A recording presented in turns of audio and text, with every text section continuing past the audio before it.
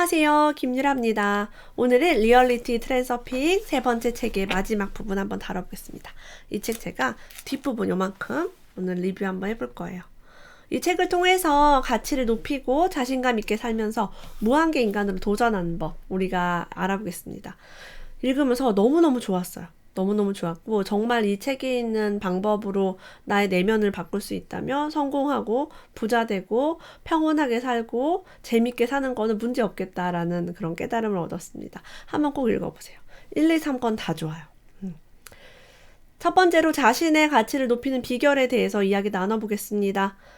자신의 가치를 높이려는 모든 행위를 거부하기만 하면 된다라고 얘기해요. 응? 나의 가치를 높이는 비결이 가치를 높이려는 모든 행위를 거부하면 된다고? 놀라실 거예요. 자, 이것이 무엇이냐? 내가 가치 있다. 내가 무가치하지 않다라는 거를 알게끔 하는 거죠. 내가 가치가 없다라고 생각하면 계속 노력하게 됩니다. 끊임없이 어떤 행위를 하게 됩니다. 힘듭니다. 그런 모든 행위들이 내가 가치 없음을 증명합니다. 자격증도 따보고 학위도 따보고 뭐도 해봤는데 에이 나는 가치가 없네, 결과가 없네 라는 걸 알게 돼요. 저는 그랬어요. 그래서 모든 걸 때려치고 그지같이 시작하고 그지같이 도전하면서 결과에 목매지 않았더니 꾸준히 할 수 있게 되었고, 결과에 상관없이 꾸준히 할 수 있게 되었고, 꾸준히 하다 보니까 그지같이 해도 잘 하게 되었고, 결과에 내가 목매지 않으니 결과가 좋아지는 그런 정말 아이러니한 상황이 벌어졌습니다. 그래서 여러분이 가치를 높이기 위해서 노력하는 행위라기보다는 그냥 이렇게 하나씩 즐겁게 해보는 것들을 해보면 좋겠습니다. 이 책에서도 그 이야기를 굉장히 많이 반복하고 있어요. 사람들은요, 나의 가치를 높이려고 할 때 이런 행동을 주로 한다고 합니다. 내면에서는 나의 영혼은 나는 무가치해라는 목소리를 이제 내뿜고요. 사람들에게 존중심과 관심을 요구합니다. 나 좀 바라봐, 나 좀 존경해봐 라고. 나 잘했지? 라고 합니다. 자신의 권리를 과시하고 상대방을 공격하고 자신을 방어하고 정당화하고 다툼에 끼어들고 오만한 모습을 보이고 꼭대기에 올라서려고 하고 상대방을 비웃고 결점을 부각시켜 그의 존엄성에 상처를 주고 자신의 잘난 점을 내보입니다. 나 잘났지? 너는 못났지? 나 이런 거 잘하지? 이렇게 합니다. 이게 가치를 높이는 거라고 알고 있어요. 사실 그렇지 않죠. 자신의 높은 가치를 스스로 인정하면 주변 사람들도 즉시 당신과 공감한다. 이것은 절대적으로 분명한 사실이다. 우리가 나를 그냥 인정을 하면 사람들도 인정을 합니다. 내가 나를 인정하지 못하면 사람들도 나를 인정하지 않아요. 죄책감을 없애려면 어떻게 해야 할까? 자, 우리가 죄책감이 있을 때, 나는 못났어, 난 잘못했어 라고 생각합니다. 나는 바뀌어야 돼. 난 지금 잘못이 너무 많으니까 바뀌어야 돼 라고 해요. 자, 죄책감을 없애려면 자신을 정당화하려는 짓을 그만두래요. 자꾸 나를 재판정에 세웁니다. 잘했는지 못했는지 재판을 하고 있어요. 내가 나에게 자꾸 판단을 내리고 있습니다. 그리고 타인도 나에게 그렇게 해요. 잘했네, 잘못했네. 이렇게 하면 잘하는 거, 저렇게 하면 못하는 거. 거기에 끌려다닙니다. 원망과 노여움은 어떻게 다뤄야 할까요? 죄책감을 없애고 당신의 가치를 받아들이면 그런 것들을 더 이상 느끼지 않을 것이다 라고 얘기합니다. 싸움을 그치고 흐름을 타고 가라. 그러나 흐름을 타고 가는데 누군가가 당신을 붙잡아 흐름을 거슬러 가도록 잡아당기는 일이 생길 수 있다. 자, 여러분들이 죄책감, 원망, 노여움을 다 갖다 버리고 흐름을 타고 잘 살고 있으면 사람들이 질투할 거예요. 쟤 왜 변했지? 왜 쟤 나랑 같이 바닥을 기며 살아야 되는데 저렇게 평화롭고 즐겁고 자유롭게 살지? 잡아당깁니다. 가까이에서 그런 일이 생깁니다. 그럴 때 여러분들, 야, 그거 네 거잖아. 누가 여러분한테 같이 불안감을 심어주고 두려움을 심어주고 죄책감 막 심어주면서 야, 그렇게 하면 안 되고 이렇게 해야 돼. 이거 해야 돼 라고 하면 너나 많이 원망하고 화내면서 살아. 네 인생 네가 살아. 네 세계에선 네가 옳겠지. 하지만 내 세계에선 내가 오라 라고 주장을 해주세요. 그래서 부모도 여러분을 조정하려고 들 거고 주변 사람들도 여러분을 이렇게 살게 아마 계속 말을 할 거예요. 그런 거에 죄책감 느끼지 말고 여러분의 가치를 인정하고 여러분이 원하는 삶을 사시면 됩니다. 우리는요, 비관적인 기분이 들거나 무기력하거나 부정적인 그런 게 자꾸 훅훅 들어옵니다. 왜 그런지 알아보면요. 태어나자마자 우리는요. 굉장히 공격적인 기운을 많이 받았다고 해요. 요거 한번 볼게요. 자궁 속에 우리는 홀로 누워 있었어요. 그런데 갑자기 무언가가 이 작은 나를 붙잡아 끌어냅니다. 그리고 어머니의 비명소리를 들어요. 그리고 아마도 이 작은 인간은 그녀에게 고통을 준 것이 바로 자신이라는 것을 깨닫습니다. 이게 바로 죄책감의 기초가 된다고 합니다. 나 때문에 엄마가 소리 지르고 아프고, 네. 혹은 여기에 내가 엄마가 원했던 성별이 아니면은 더 수치심을 갖겠죠. 촉촉하고 따뜻했던 뱃속의 느낌이 병원에서 나오자마자 건조하고 차가운 느낌으로 변합니다. 다짜고짜 사람들 덤벼들어서 탯줄을 막 끊고 생명의 근원과 이어진 유일한 연결선을 무참히 파괴해버립니다. 다정하게 아기에게 아가야 뭐 태어난 걸 환영해 뭐 이제 탯줄을 끊을게 놀라지 마 이렇게 다정하게 의사가 얘기해주지 않아요. 그래서 이 아기는요 태어나자마자 죽음의 공포를 느끼면서 죽음의 충격 속에 놓인다고 합니다. 막 빛도 막 비치죠. 게다가 숨쉬라고 엉덩이를 막 때린대요. 태어나자마자 애는 맞아요. 거꾸로 막 들고서 깜짝 놀라죠. 평생의 상처가 될 일격을 강한다고 합니다. 이렇게 태어나자마자 상처를 입고 겁에 질려 있대요. 생각해보면 너무 무서울 것 같지 않아요? 누가 우리를 갑자기 밖으로 끌어내가지고 막 때리고 죽게 만들면 얼마나 힘들겠어요. 근데 그 아이를요 어머니로부터 떼어내서 단단한 상자 속에 넣어버린다라고 해요. 인큐베이터에 들어갈 수도 있고요. 그 신생아실 같은 데 보내질 수도 있어요. 그래서 태어날 때마다 여긴 어디 나는 누구 이렇게 할 수 있어요 아이들이. 저는 그래서 아이들 키울 때 너무 마음이 아팠어요. 이 아기가 뱃속에 있다 나와서 얼마나 힘들까. 그래서 엄마랑 떨어져 있는 게 얼마나 무섭고 힘들까. 그래서 24시간 365일 새 아이 키우면서 밀착 육아했습니다. 항상 안아주고 막 업어주고 모유 수유하고 저는 지금도 아이들을 안고 자요. 옆에다 꼭 두고 잡니다. 아이들이 각방을 쓰고 싶어 하지 않아요. 그래서 우리의 어떤 이런 것 때문에 죄책감과 수치심에 기초가 깔려 있을 수 있다라고 이야기합니다. 우리가 원시 시대에 태어났다면 이렇지 않았을 것 같아요. 가정분만을 하거나 뭐 그랬다면 좀 다르지 않았을까 싶습니다. 자, 우리가 믿음에 관련된 것에 대해서 얘기해 볼게요. 많은 시크릿이나 이런 많은 부에 대한 책에서 믿으면 뭐 돈이 들어온다. 희망을 가지면 뭐 성공을 한다라고 얘기합니다. 그러면 희망과 성공은 희망과 믿음은 누구나 갖고 있는데 왜 성공하지 못할까요? 왜 누구나 하고 누구나 하지 못할까? 그런 원리를 다룬 책입니다. 자, 이분이 이렇게 얘기해요. 당신은 지금 당신이 이 책을 손에 들고 있다고 믿는가? 이 책을 제가 들고 있다고 여러분 믿습니까? 네. 아니라고 해요. 그런 말조차가 필요 없대요. 당신은 책을 손에 들고 있음을 그저 안다. 믿을 필요가 없죠. 그냥 있는 거예요. 제가 여자라는 걸 여러분 믿을 필요가 있나요? 아는 거죠. 그것이 전부다. 그러나 믿음이 있는 곳에는 언제나 의심의 여지가 있다. 믿음은 의심이 따라온대요. 믿음이 90%냐? 99%냐? 99.9%냐가 존재합니다. 0.1%라도 티끌만한 의심이 있습니다. 자, 이제 우리에게 우리의 소원이 이루어지게 하려면은 알도록 허락하라라고 해요.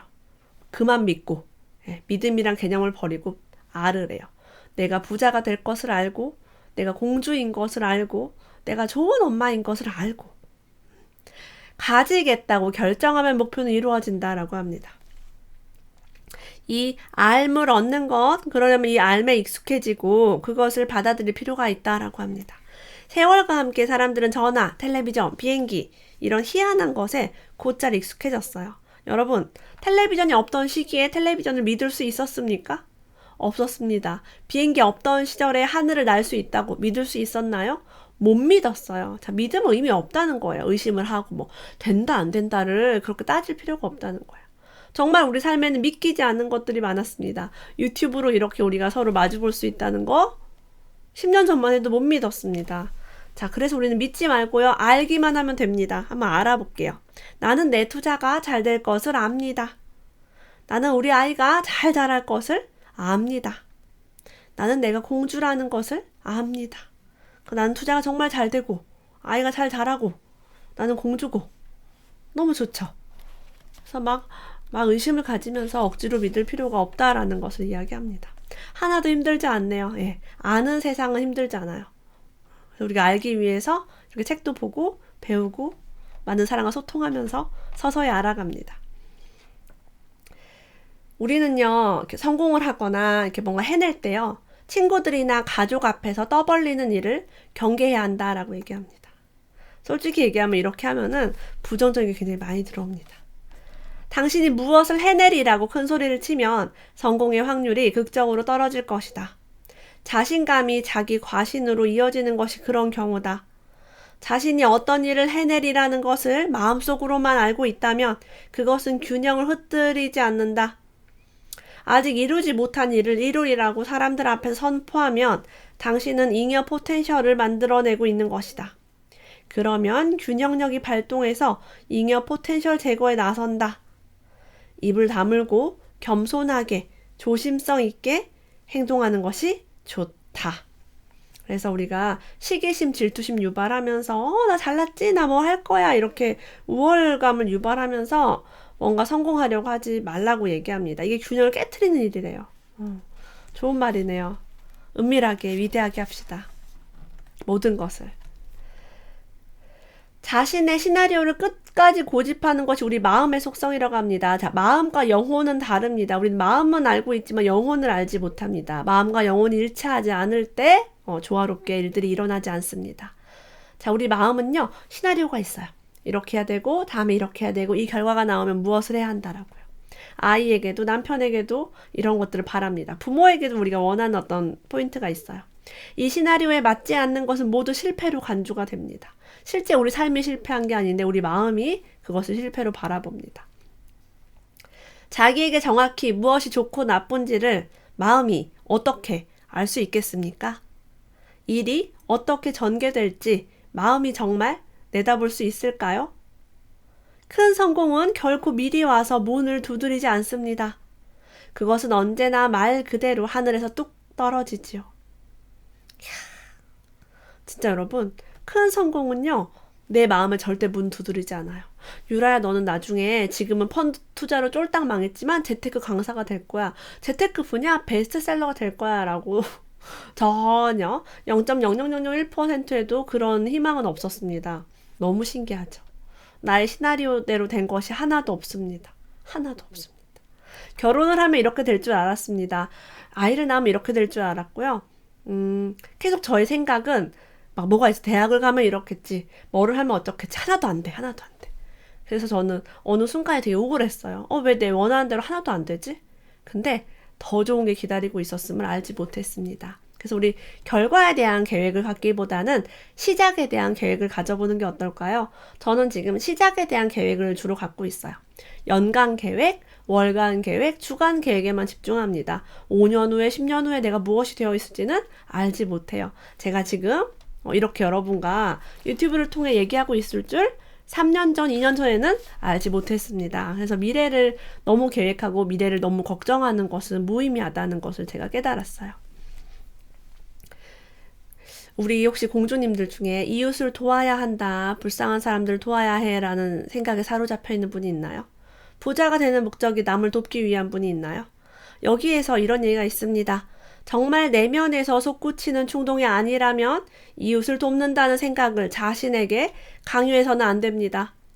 차라리 반대로 당신의 부를 위한 일이나 열심히 하십시오. 자, 내 마음이 나에게요. 이웃을 도와야 해. 너 착해야 돼. 너 돈 벌면 기부 많이 해라고 강요합니다. 하지만 그렇게 하지 말고 당신의 부를 위한 일이나 열심히 하래요. 이것이 당신이 진정성 있게 하는 일이고 그것을 부끄러워해서는 안 됩니다. 나의 부를 위해서 일하는 게 부끄러운 게 아니래요. 근데 여러분, 나를 위해 하는 일은 부끄럽고요. 남을 위해 하는 건 자랑스럽다. 자, 이게 뭐예요? 어떻게 보면 남보기 좋은 일만 하는 걸 수도 있어요. 나 뭐 기부했어요. 나 좋은 사람이죠. 나 착하죠. 이럴 수 있어요. 그래서 이런 영적 가치를 주입시켜 두려는 부정적인 펜듈럼들이 있대요. 그러니까 뭐 기부단체, 자선단체에서 자꾸 사람들 마음을 긁죠. 너 이거 기부해야 착한 사람이야. 너 안 그럼 나쁜 사람이야. 너만 알고 있어. 이 불쌍한 사람 도와줘야 되지 않겠니? 정말로 영적인 사람들은 결코 당신에게 무엇을 주입하지 않습니다. 막 뭘 주입해서요. 여러분의 돈을 빼내가려고 해요. 그걸 한번 잘 들여다보세요. 정말 여러분 영혼이 원하는 일인가? 기부, 남을 돕는 거. 여기서 이렇게 물어봅니다. 당신은 이 삶에서 정말 무엇을 얻고자 합니까? 무엇이 당신의 삶을 잔치로 만들어 놓을까요? 당신의 목표를 찾아내십시오. 저는요, 제 삶에서 어떤 것이 가장 큰 가치인지 늘 고민합니다. 그래서 제가 최근에 이제 얻은 깨달음은 제가 음악을 굉장히 좋아한다는 걸 깨달았고요. 저는 어렸을 때부터 음악을 좋아했지만 음악은 돈이 안 돼. 음악으로 성공할 수 없어. 아무도 나의 음악을 들어주지 않을 거야 라는 그런 생각 때문에 포기했어요. 잘하는 사람 너무 많잖아. 음악 잘하는 사람 많잖아. 난 너무 부족하잖아. 그래서 그런 저의 내면의 소리를 듣게 되었습니다. 그래서 제가 원하는 걸 하는 게 우리의 삶을 잔치로 만들어 놓는 게 아닐까. 여러분도 한번 생각해 보세요. 당신의 의문에 대한 답을 다른 사람들이 쓴 책에서 찾아내려는 짓을 그만두래요. 우리가 책을 읽으면서 그 사람 막 너무 따라하고 롤모델이 하는 걸 그대로 하고 막 새벽에 일어나고 뭐 책을 하루에 한 권 읽으라면 무조건 읽고 합니다. 근데 그런 거 하지 말고 자기 자신을 향하래요. 마음이 세상의 지혜를 찾고 있는 한 당신은 언제나 혼란스러울 것이고, 자, 왜 혼란스러워요? 이 책이나 저 책이나 저 책의 얘기가 다릅니다. 투자를 공부하러 갈 때도요, 이 사람과 저 사람과 저 사람의 말이 조금씩 달라요. 똑같지가 않아요. 혼란스럽습니다. 이렇게 되면요, 영원히 배우는 자로 남아있을 것입니다. 라고 해요. 진리다. 저는요, 제 주변에 부동산 강의를 몇 년째 들으시는 분이 있어요. 그래서 안 들은 강의가 없고요. 모르는 게 없어요. 그래서 어느 날 그분을 제가 우연히 만나가지고 그래서 그때 뭐 사셨어요? 네, 물어봤더니 아무것도 안 샀대요. 너무 놀랐어요. 아니 그때 왜 그 강의를 듣고 아무것도 안 샀어요? 그랬더니 그냥 좀 두려웠대요. 실패할까봐, 손해볼까봐. 강의를 들어도 확신이 안 섰다고 합니다. 왜? 나 자신에게 확신이 없으니까. 다른 사람들을 통해서 자꾸 답을 얻으려고 하니까. 답은 여러분 내 안에 있습니다. 그래서 책을 많이 읽고 강의를 많이 듣되 강사에게 질문하고 이 작가에게 물어보는 게 아니라 여러분 자신에게 물어봐서 이게 진짜 옳은지, 이게 정말 될 것 같은지, 이게 정말 내 영혼에서 가슴 떨리는 것인지를 알아보셔야 돼요. 나 자신에게 질문하세요. 이걸 하면 행복한지, 이걸 하면 내가 사랑을 느끼는지 여러분이 압니다. 여기에서 이런 얘기도 있어요. 도움이 필요한 사람은 도와줘야 합니다. 라고. 제가 아까 막 남 도와주고 기부하고 이런 거 보기 좋기 위해서 하는 거 아니냐라고 한마디 던졌지만 진짜 도움이 필요한 사람은 도와줘야 한다라고 해요. 하지만 거기에 빠져들어서 근심, 걱정으로 자신을 고문해서는 안 됩니다. 막 같이 막 울고 막 너무 우울해하고 막 걱정하고 어떻게 빚더미 앉아서 어떡해 막 내일처럼 이렇게 좀 이렇게 빠져들 수 있어요. 마음이 약하고 착하신 분들은 초연한 태도로 도와야 한다고 합니다. 관찰자 입장에서 초연하게. 감정은 해롭습니다. 그리고 강조하지만 도움을 청하는 사람에게만 도움을 제공해야 됩니다. 별표, 도움을 청하지도 않는데 오지랖 넓게 막 친척 언니, 조카, 막 부모님을 막 부모님뿐만 아니라 사방팔방 도움을 제공하시는 분이 있어요. 착하려고 하시는 분들 그렇습니다. 도움을 청하는 사람만 도와주면 됩니다. 그리고 고마워하는 사람만 도와주세요. 안 그러면 우리가 도와주면서도 마음이 힘들 수 있습니다. 날마다 자선을 행하는 마음 보드라운 사람들은 어떻게 해야 합니까? 라는 질문이 있어요. 여기에는 이렇게 대답했습니다. 이분이 죄책감을 거부하라. 마음속에 죄책감이 많은 사람이 이 죄를 덜려면 내가 선을 행해야 돼. 그래서 막 기부하고 막 봉사하고, 그러니까 봉사랑 기부가 너무 좋아서 하면 상관이 없어요. 난 이거 했을 때 정말 너무 행복하다. 그게 아니라 가슴 안에 내가 죄가 많아서 하는 경우는 힘듭니다. 일상에서 너무나 많이 이런 일들이 반복되죠. 고정적으로 자선을 하다 보면 나중에는 그것을 의무처럼 느끼게 됩니다. 자, 의무처럼 느끼면 힘들다는 거예요. 하기 싫은데 해야 되고 내가 지금 어려운데도 해야 되고. 의무감은요, 죄책감으로부터 싹튼다고 합니다. 기쁨으로 사세요. 사랑으로 하세요. 당신이 자유롭다면 당신은 언제나 옳습니다. 여러분이 누구를 도와주고요. 할 때, 기부할 때도 너무 자유롭다. 너무 평온하다. 그럼 완전 좋아요. 근데 마음에 뭐가 걸려있을 때는 영혼에서 뭔가 아니다라고 시그널을 보내는 거예요. 그리고 자유로울 때 당신은 다른 사람들과 공감하고 그들에 대해 미안한 느낌을 느끼도록 자신을 허락할 수 있습니다. 미안한 느낌을 느끼도록 허락하지 않습니다. 우리가 미안한 감정이 올라올 때마다 자꾸 착한 행동하고 막 봉사하고 도와주고, 예. 미안한 느낌을 막 느끼고 싶지 않은 거예요. 예. 허락하세요. 미안한 느낌을 허락하고 좀 편하게, 자유롭게. 이게 진짜 우리가 원하는 삶이 아닐까요? 자, 우리가 아이를 키울 때도요. 당신의 아이를 있는 그대로 받아들이라고 합니다. 내가 나를 먼저 있는 그대로 받아들여야 아이도 받아들일 수 있겠죠. 아픈 아이가 있다면, 특히 정신적으로, 그들은 병든 것이 아니라 그저 다른 사람들과 같지 않을 뿐입니다. 라고 얘기합니다. 다른 사람들과 같지 않다는 것은 아주 좋은 것입니다. 그것이 정상입니다. 모든 사람들이 똑같이 생각하고 행동하는 현재 세상이야말로 비정상입니다. 정말 당신의 아이를 정상으로 만들려고 해봐야 그렇게 할 수도 없고 억지로 막 이렇게 화내고 짜증내면서 하지 말고 정상이어야만 한다라는 필요로부터 아이를 구하고 정상으로 만들어야 한다라는 그런 곳에서 나 자신을 구해내라고 합니다. 우리가요, 사람들 앞에서 발표할 때 초조함을 느끼고 떨립니다. 자, 그럴 때 저도 처음에 강의하거나 발표할 때 너무 떨렸습니다. 저는 학창시절에요, 발표를 정말 싫어하는 학생이었습니다. 절대 손을 들지 않았습니다. 왜? 손을 들고 발표할 것도 없고 발표를 해봐야 나는 틀린 답을 하는 학생이었기 때문에 아는 것이 없어요. 선생님이 나 시킬까봐, 몇 번 뭐 해봐 시킬까봐 벌벌거리는 학생이었습니다. 자, 이런 제가 강사가 되고 방송인이 되었죠. 자, 초조해질 때요, 그냥 초조하래요. 이 책 정말 너무 띵언이 많아요. 자연스럽게 그리고 최대한 즐겁게 걱정을 하래요. 걱정을 심각하게 하지 말고 즐겁게. 초조해 하래요. 이 환상적인 느낌에 자신을 완전히 내맡기라고 합니다. 저 정말 떨리고 정말 초조할 때마다 그냥 초조하구나. 떨리구나 라고 했어요. 왜? 이 떨림을 어떻게 하면 없앨 수 있을까? 못 없애겠더라고요. 박태환이 수영하기 전에 음악을 이렇게 듣잖아요. 그래서 제가 음악을 들어봤거든요. 없어지지 않아. 음악을 듣는다고 떨림이 없어지지 않아. 오히려 음악을 듣는 것보다 방송 대본 조금 더 보고 강의한 조금 더 보는 게 마음이 편하더라고요. 자, 우리가 불안과 싸울 때 상당한 에너지가 소모가 됩니다. 그래서 가슴에 불안과 두려움이 많은 사람들은 거기에 많은 에너지를 쓰기 때문에 다른 일을 하지 못합니다. 그래서 똑같은 시간에 많은 일을 하고 즐겁게 살고 파워풀하게 사는 것은 불안과 두려움을 없애는 것. 그게 기본입니다. 자, 불안 제거하는 방법 중에 하나는요, 행동하는 것이다 라고 합니다. 어떤 종류의 행동이라도 상관없습니다. 예를 들면 걷기 좋습니다. 그런 거. 뛰기, 춤추기. 여러분 불안할 때 춤추면 어떻게 되겠어요? 신나게 되겠죠. 행동하지 않고 가만히 있어서 생각만 하게 되면 어떻게 돼요? 평생 근심을 키웁니다. 행동하지 못하게 됩니다. 행동하지 못하면 후회를 하게 됩니다. 그때 나는 왜 행동하지 못했을까? 나는 왜 불안해하고만 있을까라고. 자, 우리는요, 다른 사람과 비교하는 것을 멈춰야 합니다. 하지만 우리는 다른 사람과 비교를 끊임없이 합니다.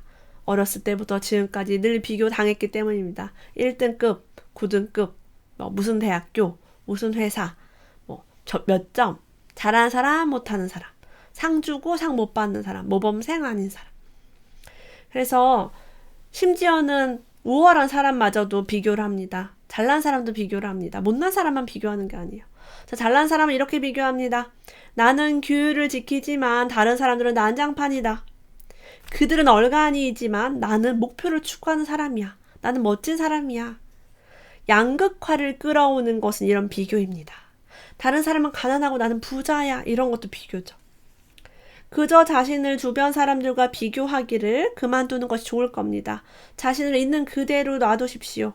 그리고 사람들이 당신과 다르도록 놔두십시오. 소나기에서 힘을 빼십시오.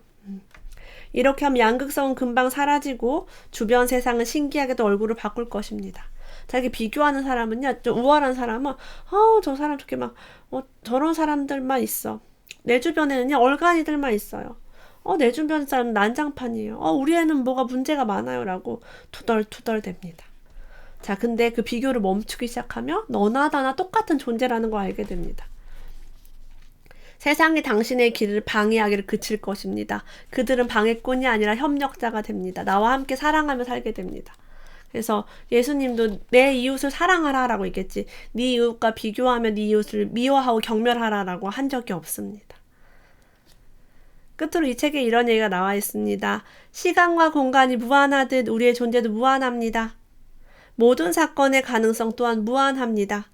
우리가 무한함을 깨달을 때 제한이라는 환상에서도 깨어납니다. 제가 여러분 무한계인가 아니라고 얘기하잖아요. 이 무한이란 단어에 완전 확 꽂혀버렸어요. 제가 책을 읽고 공부하고 돈, 성공, 명예 이런 걸 얻기 위해서 막 책을 찾아볼 때 이 무한이란 단어에 완전 미쳐버렸다는 거죠. 근데 이게 진실입니다. 우리는 제한적인 사고, 제한적인 생각 때문에 많은 것들을 하지 못했어요. 내가 나를 제한했음을 알게 되었습니다. 정말 세상이 무한합니다. 자, 환상에서 깨어나면서 우리는 삶이 신비로 가득 찹니다. 무엇이든 선택할 수 있고 무엇이든 누릴 수 있습니다. 우리가 무한계 인간을 선택하기만 하면 무한하게 할 수 있습니다. 다만 우리가 마음의 한계를 짓고 제약하고 있을 뿐이죠. 너무 좋습니다.